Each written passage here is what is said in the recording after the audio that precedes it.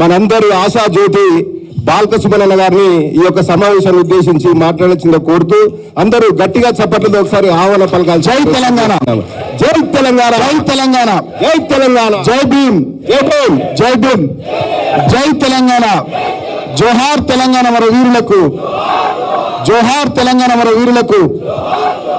పెద్దలు, party senior నాయకులు, party రాష్ట్ర కార్యదర్శి, ఆఫీస్ ఇన్ఛార్జ్ అయిన మా అన్న శ్రీనివాస్ రెడ్డి గారికి, మాజీ పార్లమెంట్ సభ్యులు, మాజీ శాసనసభ్యులు సోదరులు మా అన్న రావుల చంద్రశేఖర్ రెడ్డి గారికి, సహచర శాసనసభ్యుడిగా మొన్నటి వరకు మాతో కలిసిమెలిసి పనిచేసిన వికారాబాద్ మాజీ శాసనసభ్యులు, వికారాబాద్ జిల్లా పార్టీ అధ్యక్షులు అన్న ఆనంద్ గారికి, అదేవిధంగా ఎప్పటి నుంచో సుదీర్ఘకాలం అన్యోన్యంగా సన్నిహితంగా ఉంటూ చాలా విషయాలు ఎప్పటికప్పుడు మన వర్గాల గురించి, మన ప్రాంతం గురించి, దేశం గురించి, దళిత గిరిజన అణగారిన బడుగు బలహీన మైనారిటీ వర్గాల గురించి, దేశంలో జరుగుతున్నటువంటి పరిణామాల గురించి ఎప్పటికప్పుడు ఏ పార్టీలో ఉన్నా, ఏ స్థాయిలో ఉన్నా, ఎక్కడున్నా అన్ని విషయాలు ఎప్పటికప్పుడు మాట్లాడుకుంటుండే వాళ్ళం మేము. ప్రవీణ్ గారు కానీ నేను కానీ, వారు గురుకులాల సెక్రటరీ ఉన్నటువంటి సమయంలో కూడా చాలా అన్యోన్యంగా కలిసిమెలిసి మేము పనిచేసినాం. తదనంతరం వారు ఒక లైన్ తీసుకొని బహుజన పాలిటిక్స్ అనేటటువంటి ఆలోచనతో బహుజన సమాజ్ పార్టీలోకి వారు వెళ్ళినటువంటి సందర్భంలో కూడా ఎక్కడ కూడా వ్యక్తిగతమైనటువంటి విమర్శలు చేసుకోకుండా పాలసీల మీదనే మాట్లాడుకుంటూ నిరంతరం చర్చోపచర్చలు చేసుకుంటూ మన వర్గాలకు ఏం చేస్తే బాగుంటుందనే ఆలోచన ధోరణితో ఒక సామరస్యపూర్వక వాతావరణంలో ముందుకు సాగినాం. అదే క్రమంలో వారు ఒక అడుగు ముందుకేసి కేసీఆర్ గారు వారు అందరం కూడా కలిసి పనిచేద్దామనే ఒక నిర్ణయం జరిగినప్పుడు బీఎస్పీ పార్టీ అదేవిధంగా బీఆర్ఎస్ పార్టీ రెండు పార్టీలు కలిసి పనిచేయాలని, పొత్తు పెట్టుకోవాలని నిర్ణయం తీసుకున్నటువంటి సందర్భంలో ఆ పొత్తుల చర్చల దశ నుండి పొత్తులు బీజేపీ చిల్లర ఎత్తుగడల వల్ల చిత్తై తర్వాత బీఎస్పీ పార్టీకి ప్రవీణ్ గారు రాజీనామా చేసి బీఆర్ఎస్ పార్టీలో చేరేంత వరకు కూడా చాలా దగ్గరగా వారిని నేను చూసినాను. నిజంగా మన వర్గాలకు కానీ ఈ ప్రాంతానికి కానీ డెఫినెట్గా ఏదైనా చేయాలనేటటువంటి ఆలోచన ఉన్నటువంటి ఒక కమిట్మెంట్ నాయకుడు ప్రవీణ్ గారి వల్ల వారు అలాంటి నాయకుడు వాళ్ళ పార్టీలో చేరినటువంటి శుభ సందర్భంలో మొన్న కేసీఆర్ గారి నాయకత్వంలో ఈ కార్యక్రమానికి నేతృత్వం వహించి రాష్ట్ర వ్యాప్తంగా ఉన్నటువంటి బీఎస్పీ శ్రేణులు కానీ, స్వారోస్ కానీ, ఇతర వారి అభిమానులు కానీ, అనుచరులు కానీ అందరినీ పార్టీలో వాళ్ళంతా కూడా మన కొద్ది మంది అందుబాటులో ఉన్నటువంటి వాళ్ళే లిమిటెడ్ మెంబర్స్ చేరినారు. ఒక 400-500 మంది, మిగతా వాళ్ళు 1000-1500 మంది చేరుతా అంటున్నారని చెప్పి ఇవాళ డేట్ పెట్టుకొని ఈ కార్యక్రమాన్ని పెట్టుకోవడానికి ప్రధానమైనటువంటి కారకులు ఆర్ఎస్ ప్రవీణ్ గారు.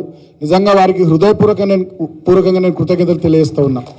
ఎందుకు తెలియజేస్తూ ఉన్నానంటే వారు చేరేటి రోజు ఒక మనిషి ఒక మాట మాట్లాడిండు. ఈ రాష్ట్రానికి ఇలా ప్రభుత్వ అధినేతగా ఉన్నటువంటి ఒక మనిషి వారు చేరేటి రోజు ఒక మాట మాట్లాడిండు. ఏం మాట్లాడిండు? నేను ఆయనకి ఇది ఇస్తాన్నా, అది ఇస్తాన్నా, ఆయన ఇటు దిక్కు వస్తలేడు, అటు దిక్కు పోతున్నా అని చెప్పి చాలా సర్కాస్టిక్గా ఎటకారంగా ఆయన మాట్లాడిండు. దానికి మంచి మూతోటి జవాబు ప్రవీణ్ కుమార్ గారు చెప్పినారు. నువ్వు ఇది ఇస్తా అది ఇస్తా అంటే చిన్నపిల్లలకు కదా లాలిపాప్లో తర్వాత కాదు, ఇట్లా గిలకలు ఊపుతారు చూడు, ఆ గిలకలు ఊపితే ఆ చిన్నపిల్లలకు అది ఇస్తే సంబరపడి నీ వెనక తిరుగుతారు అనుకునేటటువంటి మనస్తత్వం ఇంకా ఈ ఎస్సీ ఎస్టీ బీసీ వర్గాల్లో ఉందనేటటువంటి ఆధిపత్య భావజాలం ఆనాడు రేవంత్ రెడ్డి మాటల్లో నాకు కనబడ్డది. మీకేం కనబడ్డదో నాకు అర్థం కాలే, కానీ ఆ ఆధిపత్య భావజాలం అంటే నీకు ఇది ఇస్తా, నీకు అది ఇస్తా అంటే ఇక నువ్వు తోకుప్పుకుంటూ మా వెనక రావాలనేటటువంటి ఆధిపత్య అహంకారపూరిత వ్యాఖ్యలు ఆనాడు నాకు చాలా బాధ అనిపించినాయి. నేను సార్తో నన్న 75 ఏళ్ళ స్వతంత్ర భారతదేశం ఇంకా ప్రజాస్వామ్యం ఉన్నతమైనటువంటి దశకు చేరుకున్నటువంటి ఈ రోజుల్లో మన ఇళ్ళల్లో కూడా అన్ని ఇళ్ళల్లో చదువుకున్నటువంటి పిల్లగాళ్ళు ఉన్న ఈ రోజులలో అందరి చేతులలో సెల్ ఫోన్లు ఉన్న ఈ టెక్నాలజీ యుగంలో కూడా ఇంకా నేను గిదిస్తానా గదిస్తానా ఆయన ఇట్రాలి అడిదికి వేయండు ఆయననే ప్రజలకు సమాధానం చెప్పుకోవాలనే ధోరణితో మాట్లాడుతున్నారంటే ఇక ఒక్కొక్కళ్ళ అహంకారాలు, వాళ్ళ ఆధిపత్య భావజాలాలు, వాళ్ళ ఆలోచన విధానాలు ఎట్లున్నాయో చూడండి సార్. మనం ఇటువంటి ఆధిపత్య భావజాల అహంకారపూరిత ధోరణిని దెబ్బకొట్టడానికి కేసీఆర్ గారి నాయకత్వంలో ఈ బీఆర్ఎస్ పార్టీ గట్టిగా పనిచేయాలి సార్. దానికోసం మేమంతా మీతోని అడుగులు అడుగై ఉంటామని చెప్పి ఆ రోజు నేను సార్కి చెప్పడం జరిగింది. వారు కూడా చాలా చక్కగా ఆ రోజు ప్రెస్ కాన్ఫరెన్స్లో ఒక విలేకరు మిత్రుడు అడిగితే చాలా మంచి విషయం చెప్పినాడు. ఈ విషయం నేను ఎందుకు చెప్తా ఉన్నానంటే మీకు సమాజంలో ఉన్నటువంటి పోకడలు కానీ సమాజంలో ఉన్నటువంటి ధోరణులు కానీ వాటన్నిటిని మన వర్గాలుగా మనం ఒకసారి ఆలోచించాల్సినటువంటి అవసరం ఉంది, అవగాహన పెంచుకోవాల్సినటువంటి అవసరం ఉందని నేను మరొకసారి మన వాళ్ళందరూ కూడా గుర్తు చేస్తూ ఉన్నా. నిజంగా అందరం కూడా తెలంగాణ ఉద్యమంలో ఆనాడు మేము కష్టపడ్డాం, చాలామంది కష్టపడ్డాం. మీరు గమనిస్తే దెబ్బలు తిన్నాం, జైళ్ళకు పోయినాం, కేసుల పాలైనాం, ఇబ్బందుల పాలైనాం. 45 రోజులు, 50 రోజులు, 30 రోజులు ఇట్లా జైళ్ళల్లో ఉన్నాం మేము చాలామంది. ఒక్కొక్కరి మీద 200 పైచీలకు కేసులు ఎదుర్కొన్నటువంటి సందర్భాలు. ఆనాడు తెలంగాణ ఉద్యమంలో విద్యార్థులుగా ముందు వరుసలో ఉన్నదంతా ఈ దళిత, బహుజన, గిరిజన విద్యార్థి నాయకులే. నేను ఒకటే మాట అడుగుతున్నా, ఇవాళ ప్రవీణ్ కుమార్ గారికి అది ఇస్తా ఇది ఇస్తా అని అస్తలేడు అటుపోతున్నాను మాట్లాడిన రేవంత్ రెడ్డిని, నీ కాంగ్రెస్ పార్టీని నేను ఒకటే ప్రశ్న అడుగుతున్నా. కేసీఆర్ గారు మా లెక్క చాలామంది తెలంగాణ ఉద్యమంలో పనిచేసిన వాళ్ళకి 2014లో ఎంపీ టికెట్లు, ఎమ్మెల్యే టికెట్లు ఇచ్చిండు. మరి నీ కాంగ్రెస్ పార్టీ ఏమిచ్చింది?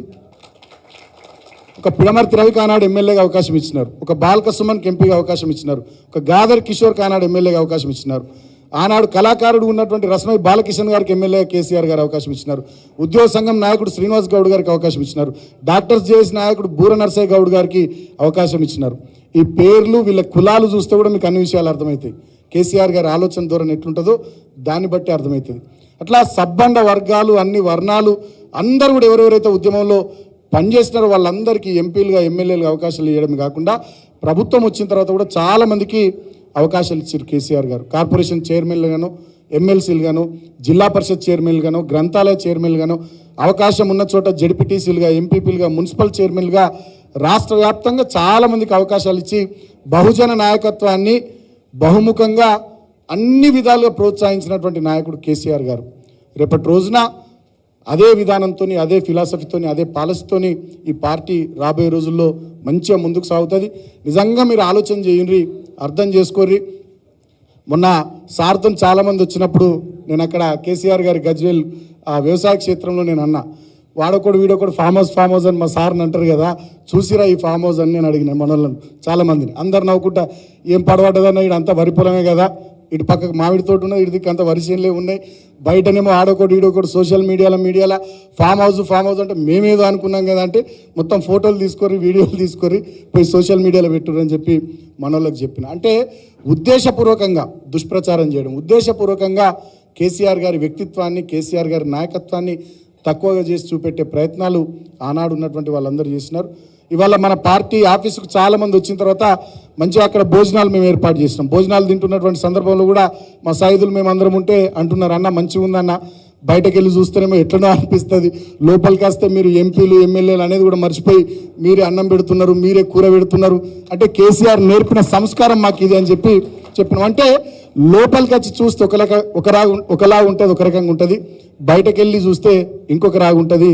మన మీద అట్లా దుష్ప్రచారం చేసిరని చెప్పి చాలామంది మిత్రులతో చెప్పడం జరిగింది.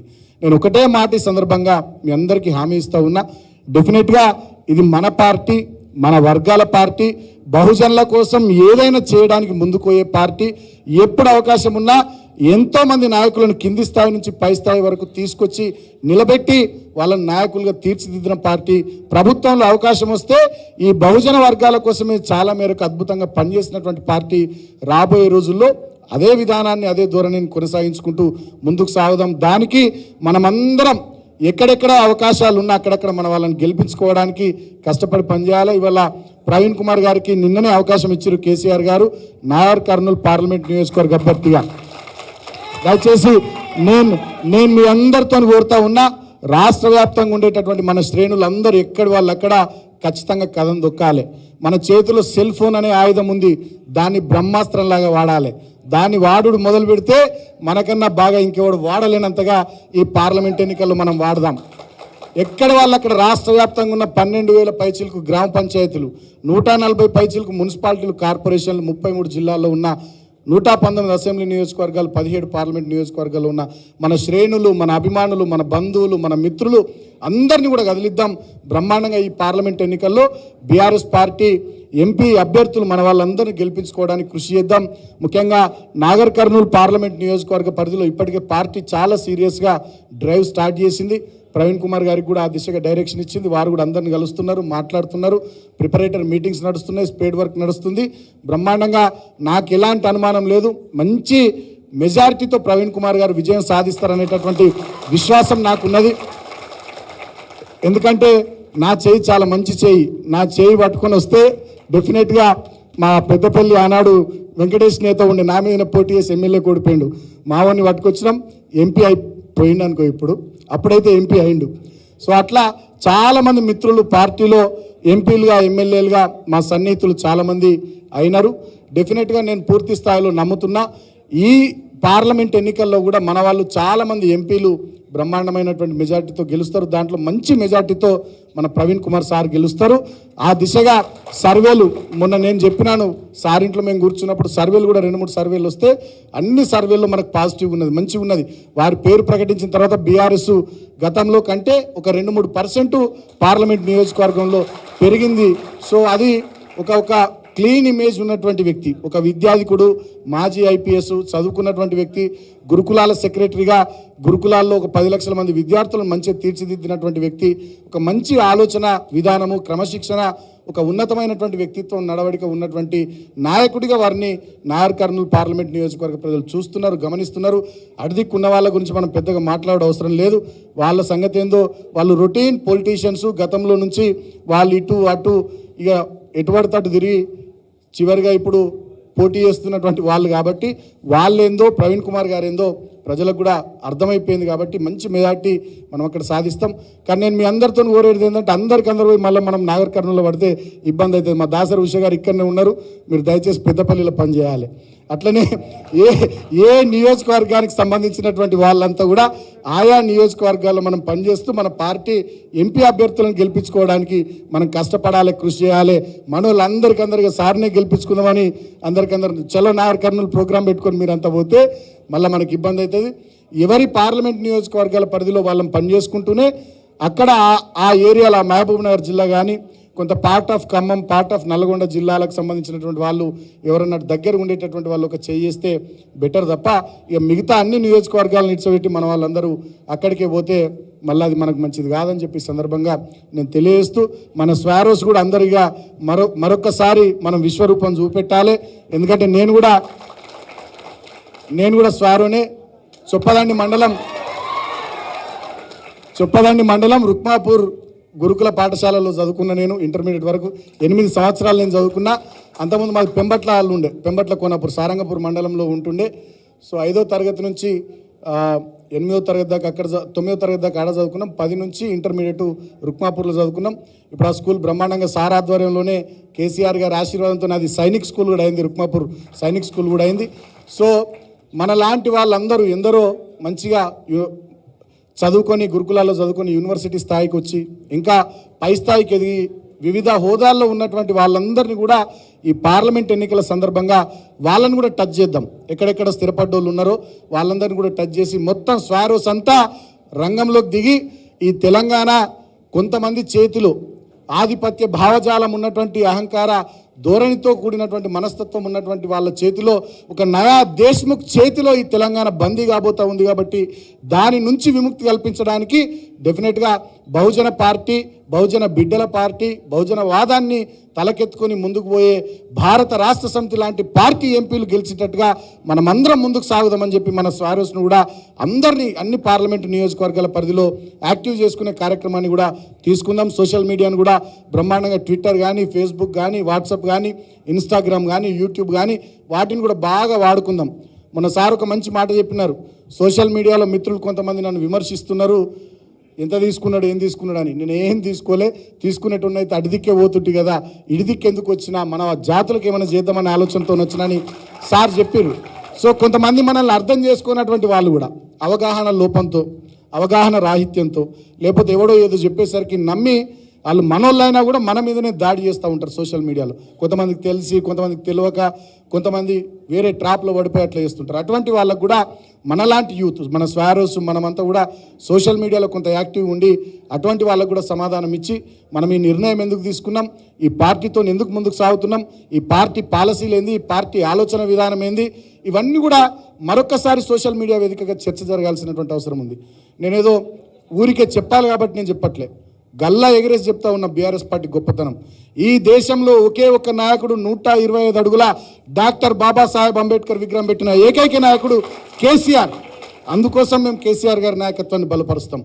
ఈ దేశంలో ఏకైక నాయకుడు, సచివాలయానికి డాక్టర్ బాబాసాహెబ్ అంబేద్కర్ పేరు పెట్టిన ఏకైక నాయకుడు మా కేసీఆర్. అందుకు నేను కేసీఆర్ గారి నాయకత్వాన్ని బలపరుస్తా. ఈ దేశంలో ఏకైక నాయకుడు, ఈ దేశంలో ఏ ఊరికి పోయినా ఇక్కడ ఎవరు పేదరికంలో ఉన్నారు, ఎవరు ఇబ్బందుల్లో ఉన్నారంటే ఊరికి ఇటు చివరనో అటు చివరనో దళిత వాడల్ని చూపెడతారు. కాబట్టి ఆ జాతిలో వెలుగు రావాలని చెప్పి దళిత బంధు లాంటి పథకం తీసుకొచ్చి without any bank linkage, any collateral security 10 లక్షల రూపాయల కుటుంబానికి ఇవ్వాలని తెచ్చినటువంటి ఏకైక నాయకుడు, దళిత బంధు లాంటి 10 లక్షల రూపాయల స్కీమ్ పెట్టి దళిత జాతి ఉద్ధరణ కోసం పనిచేసిన ఏకైక నాయకుడు కేసీఆర్ గారు. కాబట్టి నేను కేసీఆర్ గారి నాయకత్వాన్ని బలపరుస్తా.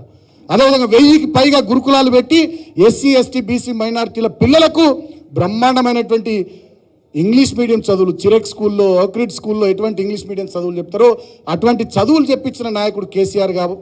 కాబట్టి వారి నాయకత్వాన్ని నేను బలపరుస్తా. నేను కూడా రెసిడెన్షియల్ స్కూల్లో చదువుకున్నా. నేను చదువుకున్న నాడు మా మీద ఎంత ఖర్చు పెడతారు? సంవత్సరానికి 20,000 రూపాయలు ఖర్చు పెడతారు. ఒకటే ఇనుప పెట్టే, ఒకటే కింద వరుసుకునే సెద్దరి, కప్పుకునే సెద్దరి, ఒకటే తెల్ల జత బూట్లు ఇద్దరు మాకు.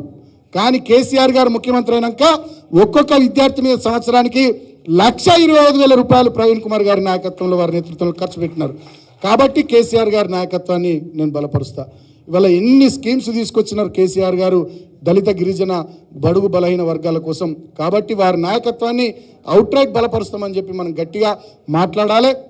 మొహమాటానికి పోవాల్సినటువంటి అవసరం లేదు, మన కరమరికలు ఉండాల్సినటువంటి అవసరం లేదు. మనం నికార్సైన వాళ్ళం, నిజాయితీ ఉన్నోళ్ళం, నిబద్ధత ఉన్నోళ్ళం. మీకు తెలుసో తెలియదో కొన్ని విషయాల చరిత్ర మీకు తెలుసు. భీమా కోరేగాం, వేల మంది బ్రిటిష్ సైన్యం వస్తే నిలబడి ఎదుర్కొన్న బిడ్డలు గింతమంది, పిడికెడు మంది. ఎవరు వాళ్ళు? మన దళితులు. మన దళితులు అంటే మనకు ఆ ధైర్యం ఉంటుంది, మనకు ఆ ధైర్యం ఉంటుంది. ఆనాడు బ్రహ్మనాయుడు సామ్రాజ్యంలో కన్నమదాసు సైన్యాధ్యక్షుడు, మొత్తం ఏ సైన్యం వచ్చినా నిలబడి మొండిగా ఎదుర్కొనేటప్పుడు, నువ్వు అక్కడ గట్టి ఉండి మేము చూసుకుంటాం అనేది. కాకతీయ సామ్రాజ్యంలో రేచర్ల రుద్రుడు, ఆయననే మంత్రి, ఆయననే సైన్యాధ్యక్షుడు, మొత్తం ఆయననే నడిపించేది. నువ్వు అట్లుండి మేము చూసుకుంటాం అనేది. అంటే మన రక్తంలోనే ధైర్యం ఉంటుందనే విషయాన్ని చరిత్ర పొడుగుతా చెప్పింది. ఇప్పుడు కూడా మనం అదే ధైర్యంగా ముందుకు సాగాల్సినటువంటి అవసరం ఉంది. ఎవడన్నా విమర్శలు చేస్తే, రాళ్ళేస్తే అంతే ధీటుగా గట్టిగా సమాధానం చెప్పాలి తప్ప మనం బిగుసుకపోవద్దు, ముడుచుకపోవద్దు. నేను నా పార్లమెంటు ఎంపీ అయిన 30 ఏళ్ళ వయసులో నేను ఎంపీ అయినప్పుడు నా పార్లమెంట్ మెయిన్ స్పీచ్లో నేను చెప్పిన డాక్టర్ బాబాసాహెబ్ అంబేద్కర్కు కృతజ్ఞతలు చెప్పిన, తర్వాత కేసీఆర్ గారికే కృతజ్ఞతలు చెప్పిన. ఆయన చేయబట్టి నాకు చదువు వచ్చింది, విజ్ఞానం వచ్చింది, ఈయన చేయబట్టి రాజకీయంగా నాకు అవకాశం వచ్చింది, ఈ స్థానంలో ఉన్నా అని చెప్పి నేను చెప్పిన. అందుకే నేను ఎప్పుడైనా గర్వంగా చెప్తా, నా రక్తంలో అంబేద్కర్ ఉన్నాడు, నా గుండెలో కేసీఆర్ ఉన్నాడని నేను చెప్తా గర్వంగా. సో మనం వెనక ముందు కావడానికి అవసరం లేదు. ఇప్పుడు కూడా సోషల్ మీడియా వేదికగా మనల్ని విమర్శించే వాళ్ళకు కూడా మనం సరైన సమాధానం చెప్పాలి, ధీటైన సమాధానం చెప్పాలి, గట్టి సమాధానం చెప్పాలి. మనం తీసుకున్న నిర్ణయం కరెక్టు, ఎంచుకున్న పంతా కరెక్టు, పోతున్న మార్గం కరెక్టు, అంతిమంగా లక్ష్యాన్ని చేరేది మేమే అనే విషయం గట్టిగా మన జాతులకు, మన వర్గాలకు, ఎవరైతే మనల్ని విమర్శించేటటువంటి వాళ్ళు ఉన్నారో వాళ్ళకి మంచిగా సమాధానం చెప్పాలని మిమ్మల్ని అందరినీ కూడా నేను కోరుకుంటూ, డెఫినెట్గా ఈ పార్లమెంట్ ఎన్నికల్లో మంచిగా అందరం కూడా కష్టపడి పనిచేద్దాం. సార్ది ఇంకొక ప్రోగ్రాం కూడా ఉంది, మా ఏరియాలో పెట్టుకున్నాం 28వ తేదీ నాడు. ఆసిఫాబాద్ మన జిల్లా కాగజ్ నగర్ నియోజకవర్గానికి వారు వస్తున్నారు. ఎందుకంటే మొన్న అక్కడ వారు ఎమ్మెల్యేగా పోటీ చేసినారు, చాలా క్యాడర్ పార్టీలో చేరాలని ఉత్సాహపడుతున్నారు. కాబట్టి వాళ్ళందరినీ చేర్పించే కార్యక్రమం అక్కడ పెట్టుకున్నారు. నేను ఇప్పటికే మా కరీంనగర్ ఎంపీ అభ్యర్థి వినోద్ అన్నకు కూడా చెప్పినాను, పెద్దపల్లి ఎంపీ అభ్యర్థి ఈశ్వర్ అన్నకు కూడా చెప్పినాను.